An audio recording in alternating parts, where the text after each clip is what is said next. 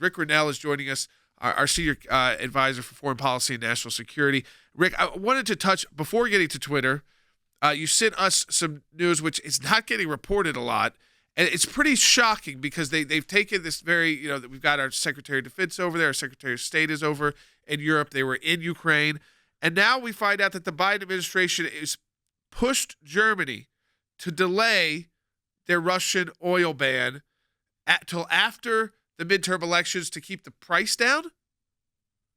It's truly outrageous. Unreal. It's a total manipulation of the politics of government power.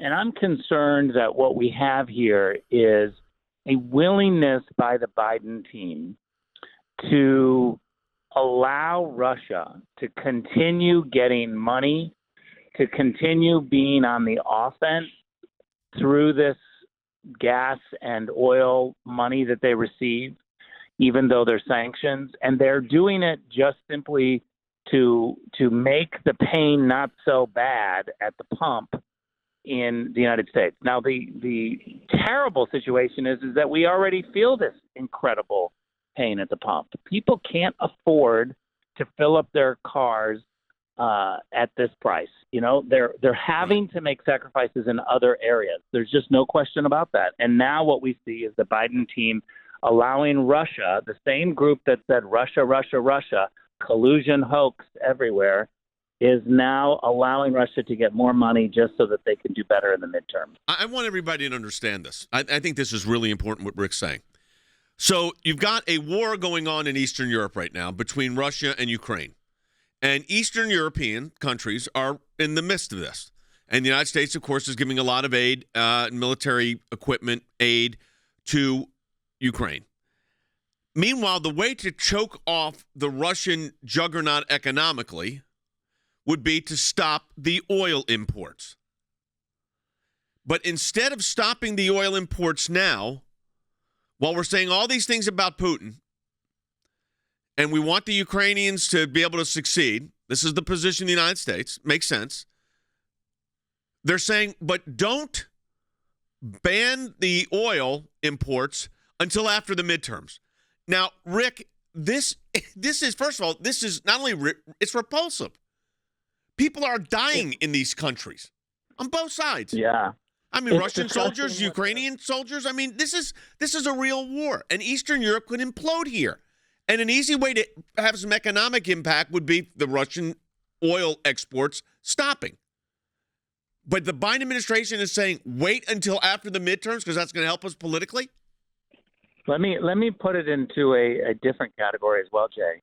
If we would have been able to squeeze Russia and not buy their gas and oil and squeeze them of money, they would have fewer dollars to be on the offense. I believe if Germany would have stopped immediately a couple of weeks ago instead of bowing to the pressure of the Biden administration, Russia may not be going into Moldova like they are right now. They are expanding beyond Ukraine. They're going into Moldova. This is escalating because Russia has money. Who's giving Russia money? The Biden administration is doing it at least until November because they want to do better in the midterm elections. The thing, well, of course, one of the things I'm concerned about is, we talked about this in our pre-radio meeting, is the United States going to get, Rick, and then Jordan's got a question, going to get dragged into a war where we've got to have troops on the ground? And I just, that to me is a no-win situation for the United States. Correct. And guess who's right next to Moldova is Romania. I know. So now you've got Poland. There's word today that Russia is cutting off Poland's energy. So they're weaponizing energy every chance they can get. And here the Biden team is working with Germany to help weaponize it. Rick, I want to talk too about the Elon Musk move because the meltdown on the left, and you're active on Twitter. You get attacked on Twitter. You've got people trolling you all the time on Twitter. Nasty stuff. I don't see them, by the way, getting their accounts deleted, nor are we saying they should.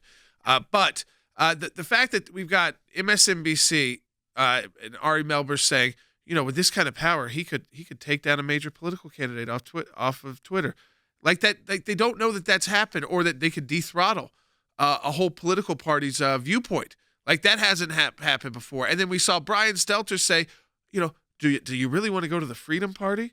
I mean, Rick, that's the party I want to go to, the Freedom Party. I don't want to go to the content moderator party. Yeah, what I said on Twitter was happy birthday to Ari Melber, who seems to be have born yesterday, because he's been living under a rock. He's complaining that Elon Musk just may shadow ban people that he doesn't agree with, which has been happening on Twitter. He's suggesting that somehow Democratic politicians may now be canceled off social media, despite the fact that Charlie Kirk right now is off Twitter. He's been banned from Twitter. You've got Donald Trump, who's been off for a long time. Where is the MSNBC crowd? Where have they been living? Where have they, what have they been reading? Because they clearly haven't been reading anything outside of their newsroom. For Ari Melber to go off and suggest that Elon Musk may do this and miss the fact that Jack Dorsey has been doing this is the height of the problem of Washington, D.C. My concern with this, Rick, first of all, I think the idea that Twitter would become more of a public forum in the sense of the marketplace of ideas, which was the original idea, I think is a good thing. And the idea that you're not going to censor a viewpoint. I mean, I've spent my entire career going to court to stop viewpoint discrimination. And we'll let this side of the debate in, but we won't let this side of the debate in.